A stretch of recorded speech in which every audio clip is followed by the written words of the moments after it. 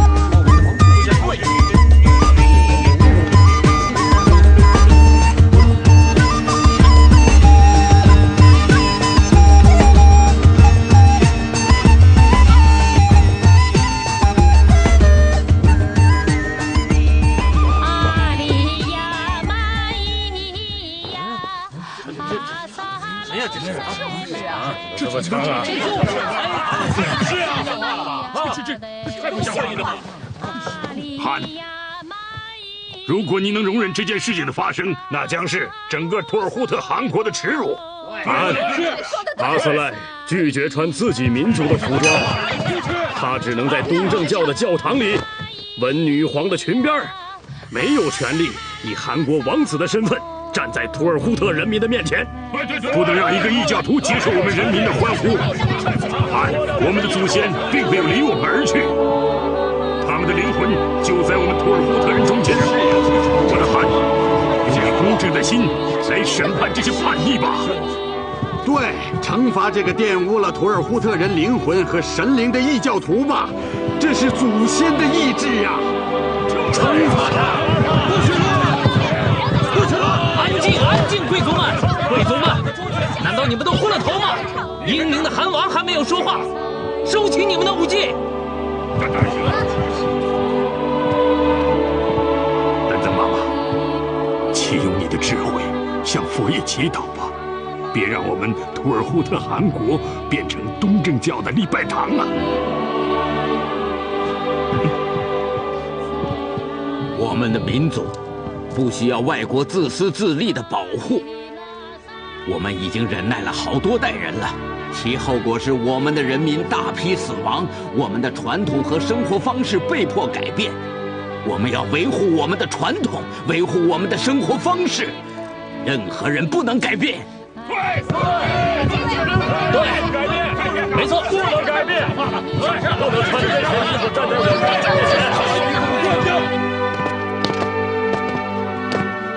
太不像话了！怎么能容忍这件事情发生呢？那将是我们整个托尔扈特汗国的耻辱啊！哼！阿瑟莱不能穿着俄罗斯人的服装站在我们托尔扈特人的面前。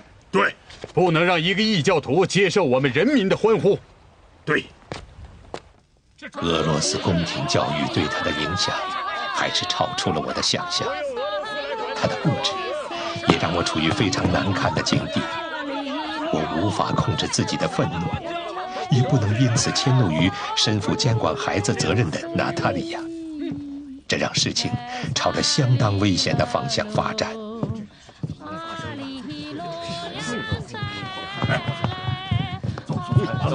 这是土尔扈特人的一种剑舞。我可怎么办呢？怎么会是这样？战场上的胜利要用血来浇灌，教育孩子却只能用温润的爱。无论如何，那是我的孩子，我对阿萨莱满怀希望。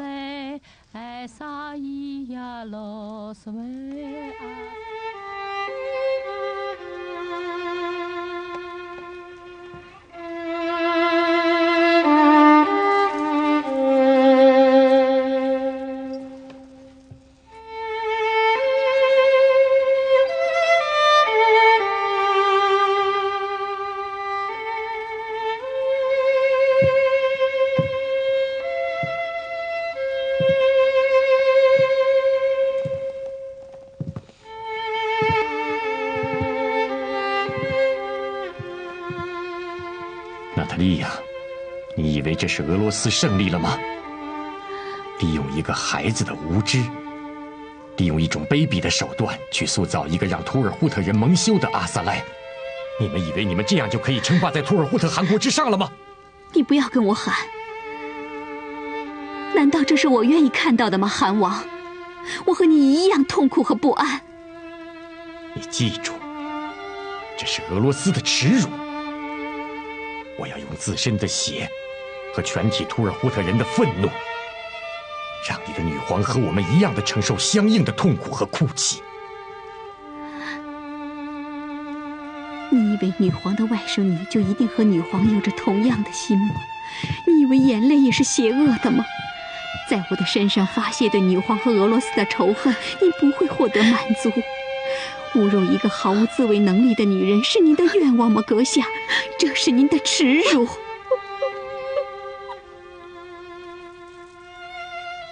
阿萨莱，你为什么要唱这首歌呢？我就会唱这一首歌。你嗓子都唱哑了。我在俄罗斯重大的活动中都在唱这支歌，为什么这里不能唱呢？就因为我们不唱。是我唱的不好听？不是。来，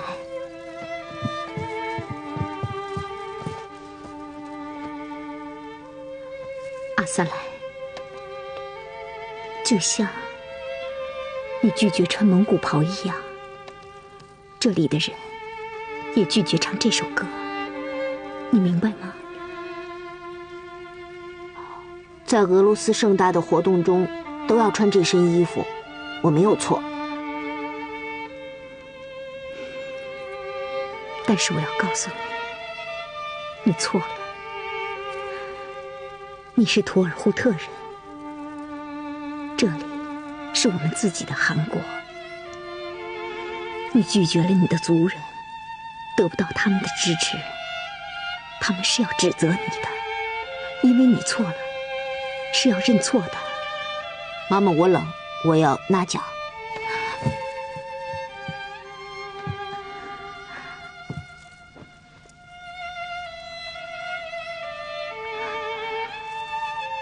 阿萨莱，额济爱你，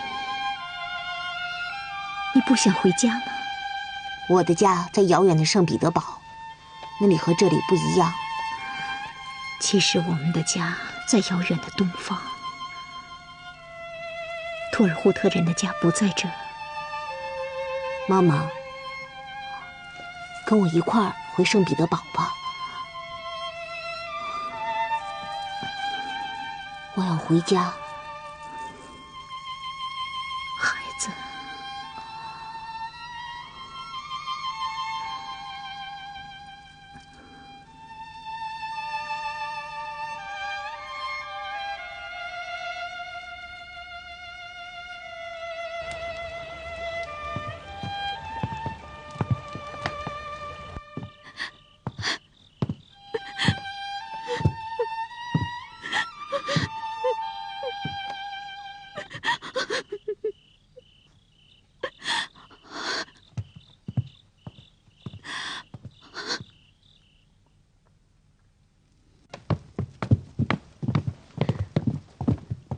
发生变故了吗？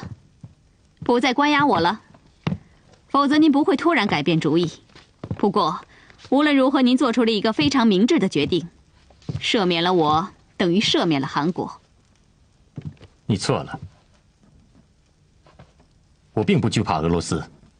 你们用军队迫使波兰把女皇陛下的情人斯塔尼斯劳斯·奥古斯特·波尼亚托夫斯基推上了王位，从而夺取了波兰的领土，并把这个国家牢牢地控制在手里。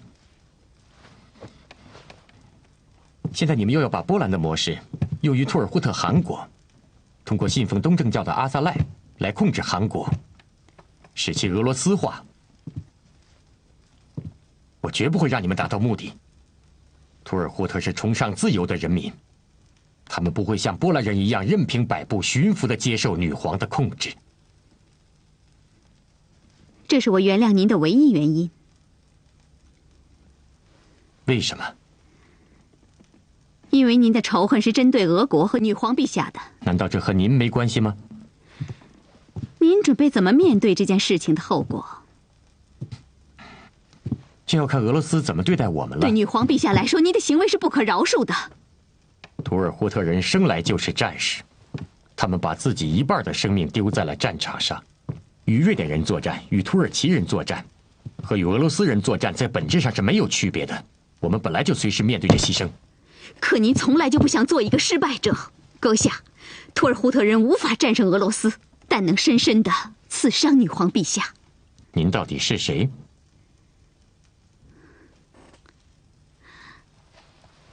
韩王，你在明知故问。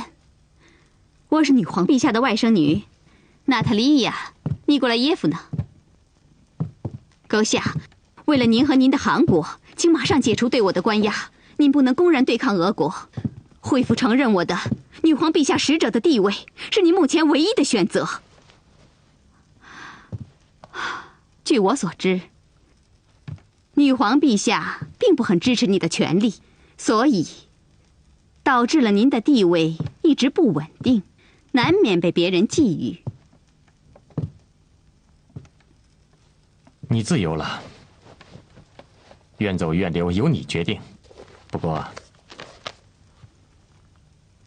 我希望你远离阿萨赖。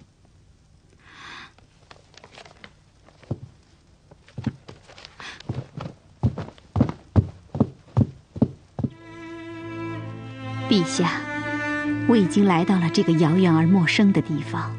我发现这是一个神秘的国度，这里居住着一些和我们完全不同的人。开始我发现他们仇恨俄罗斯人，同样的也不喜欢我和阿萨赖。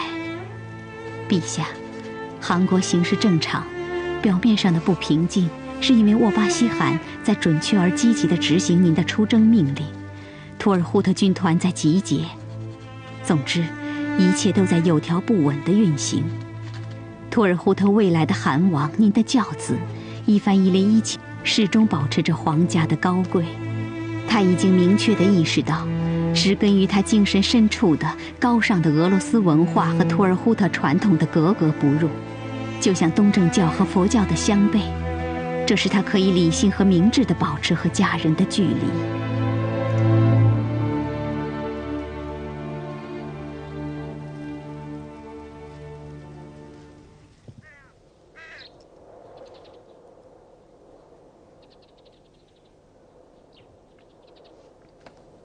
这是一个神秘的国度，这里居住着一些与我们完全不同的人们，他们有自己的信仰、文化和传统，他们都有一种牢不可破的信念。我还不能理解他们，但他们已经赢得了我的尊重。与这些东方人相处，最好的方法就是顺其自然。顺其自然？看来我派去的那个女孩，她已经被沃巴西迷住了。是的，陛下，我注意到在这封信中，公主是和图尔扈特人一样，称沃巴西为汗王，而不是总督。是的，所以我想最近下一道诏书，正式册封他为图尔扈特汗。你说这样做好吗？当然，如果这样，他应该对陛下感激涕零的。不过我很担心。哦，你指的是什么？我担心的不是沃巴西本人。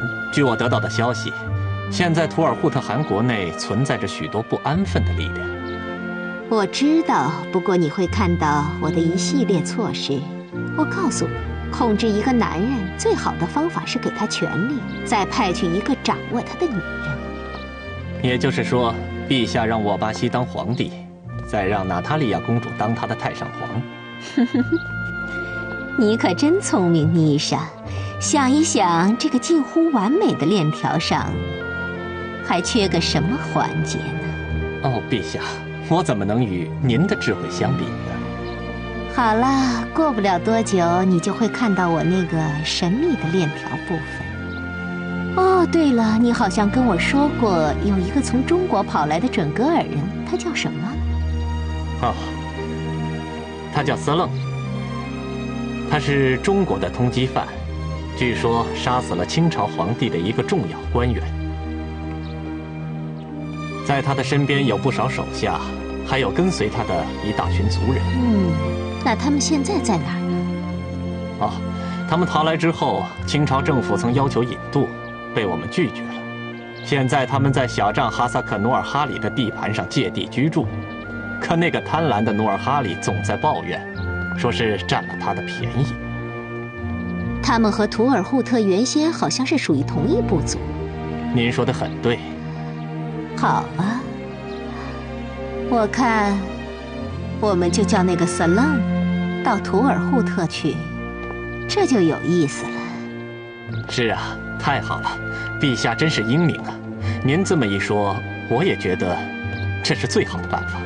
我的小米莎，你终于明白我的意思了。这个色楞，他是中国人最不欢迎的，所以现在他回去了，我们就有好戏看了。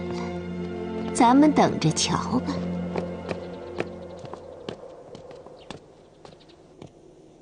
尊敬的陛下，我已准备完毕，随时听从您的指令。我听说过你以前做的事情，我很满意。其实，不过我对你以后的表现还是有些担心呢。尊敬的女皇陛下，但愿我的表现能使您满意。看得出你确实值我出的价钱。骑士，您是指那1万金卢布吗？对不起，如果不是为了您，当今世上最伟大的女皇，让我出一下剑柄也不值这个钱。好吧，既然您这么看重我，那我就向上帝发誓，您将永远和我分享荣誉。谢谢陛下，愿上帝与您同在。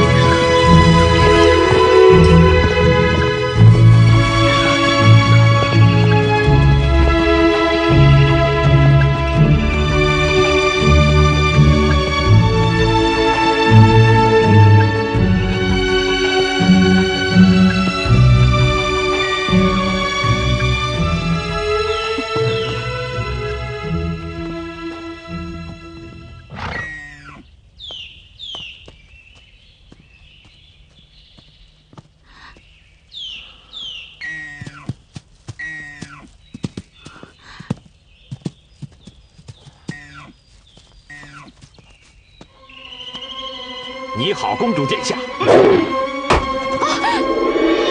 怕，仔细看一看，你应该认得这件信。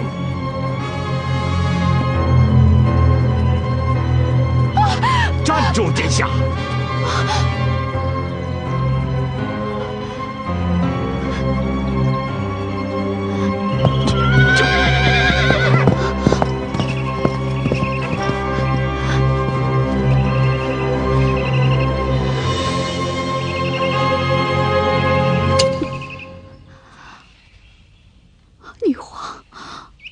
在哪里？你是谁？殿下，拿着这个东西去找你的猎物吧。记住，不要向任何人说起我。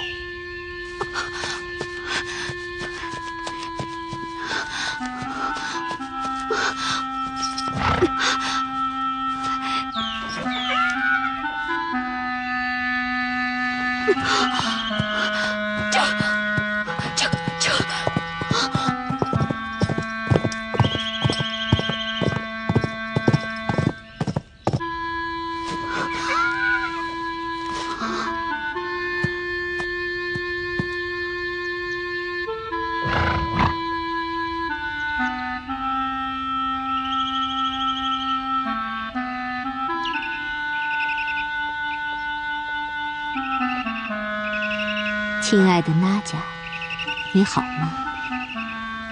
据说伏尔加河的秋色是非常美丽的，而且因为有你，我的小美人在那儿，令我对那片遥远的土地更加向往。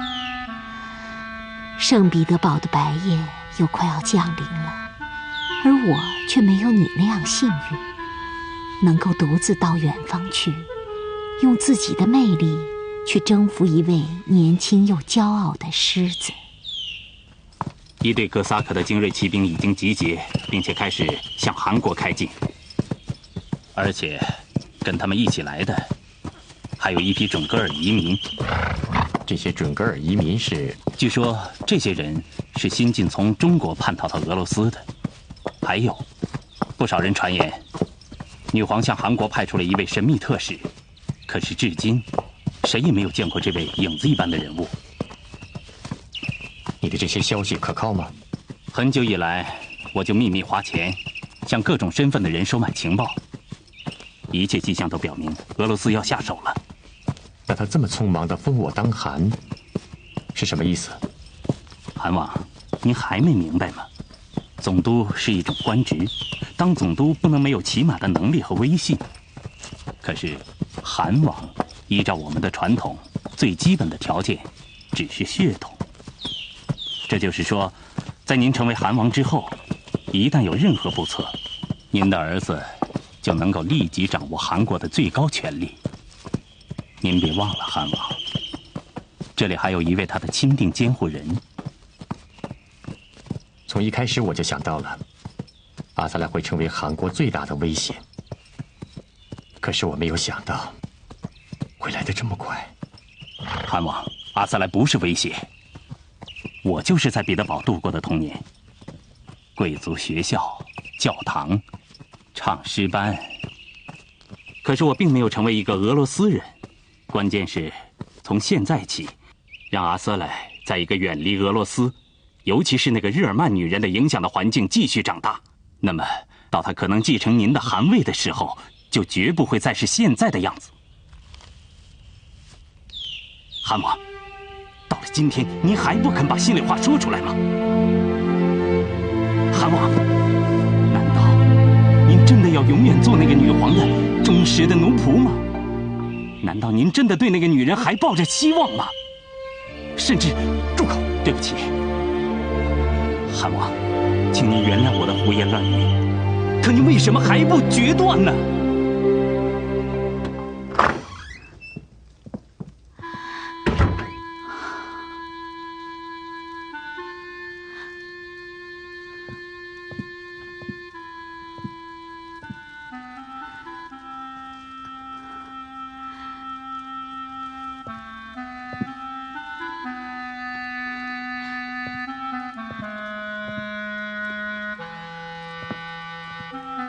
娜塔莉亚进入韩国，不仅仅是扮演着监护人的角色，她的神秘和心口不一，时常让我产生怀疑。有这样一个女人围绕在身边，我只好卧薪尝胆。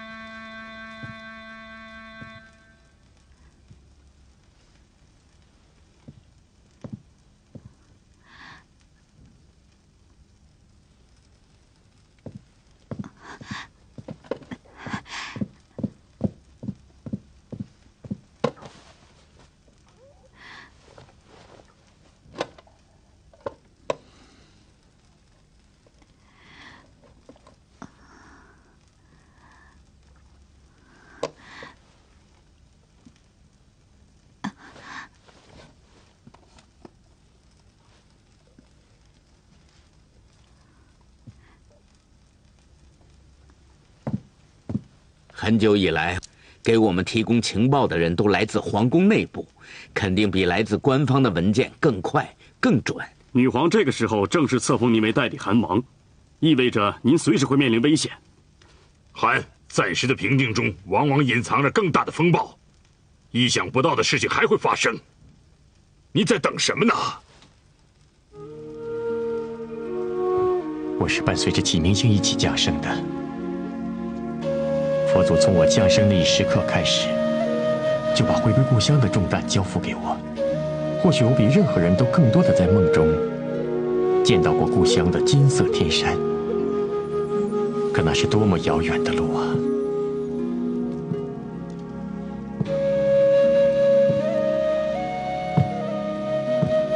大士顿已经对我详细的讲述了那漫漫的长路，再也不是当年我们的祖先游牧的情景了。那时的一片蛮荒，现在已经全是俄罗斯的版图，住满了臣服女皇的哥萨克人、吉尔吉斯人和哈萨克人。没有人居住的地方，就是雪山、沙漠，还有可怕的死亡沼泽。我们现在回归，几乎每一步路都必须战斗，都必须付出血的代价。韩，你要改变自己的誓言吗？我不会轻易改变自己的誓言。可是我们率领的不仅仅是能战斗的士兵，更多的是老人、妇女和孩子，还有无数的牲畜。这可不是走奥特，从东营盘搬到下营盘。我相信你们每个人心里都很清楚，这是一次什么样的迁徙啊！我当了17年牧人的儿子，你们根本不懂得一个普通牧人的生活是多么的艰辛，他们对生命是何等的珍惜。哪怕是一只瘦弱的羔羊死了，他们也会掉泪。当年我们的祖先来到这里，不就是为了追求这一片和平安宁的牧场吗？索波克，也许事情并不像你说的那么紧迫，但是我们要把握每一分每一秒，我们要尽最大的力量，做好迁徙前的准备工作。韩王，但愿您是对的。哦，韩，俄国的公主求见。你告诉公主殿下，扎尔姑正在开会，请她回去。是。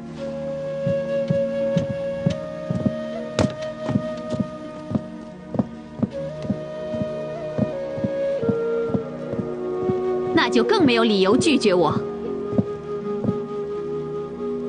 殿下，我再次提醒您，这是韩国的扎尔固会议，拒绝所有不相干的人参加，即使是俄国的公主，也没有这个权利。我并没有做不合自己身份的事情，请吧。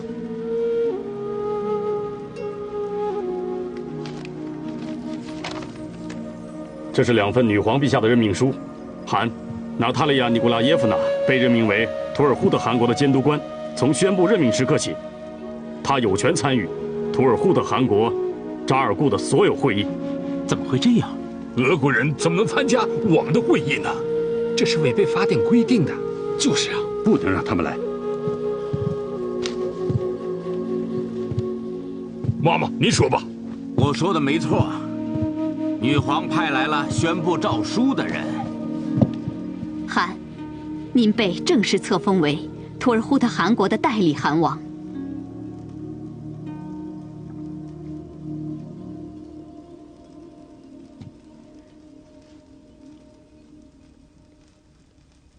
3天后在韩国举行正式的册封仪式。阿斯特拉罕省省长别克托夫阁下代表女皇陛下出席盛典。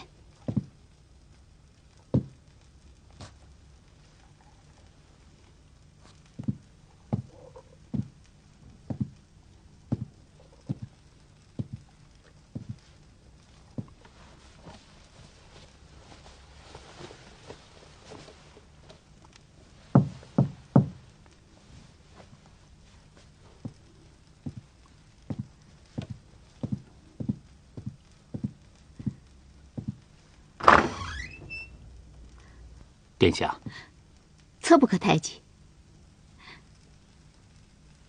有事吗？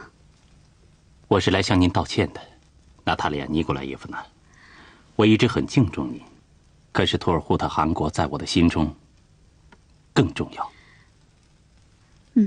我能感受到。如果我伤害了您，请您相信，那不是我的本意。没有人可以违背扎尔国的决定，它代表着韩国最高利益。是的，我理解。就像没有人可以违背女皇的决定。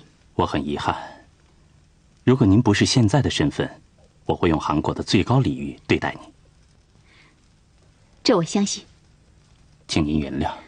我原谅所有的人。谢谢你，娜塔莉亚·尼古拉耶夫娜。晚安，策布克太极。晚安。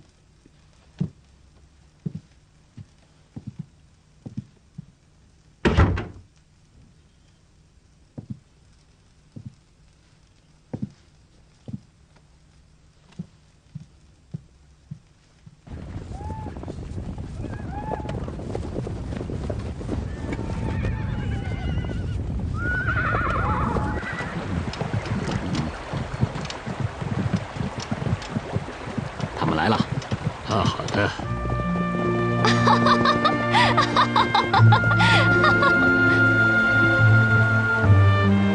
策布克，该到了吧？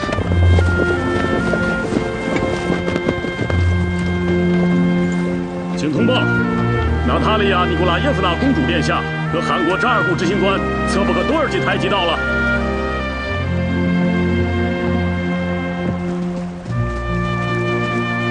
欢迎您，尊敬的公主殿下。你好，殿下。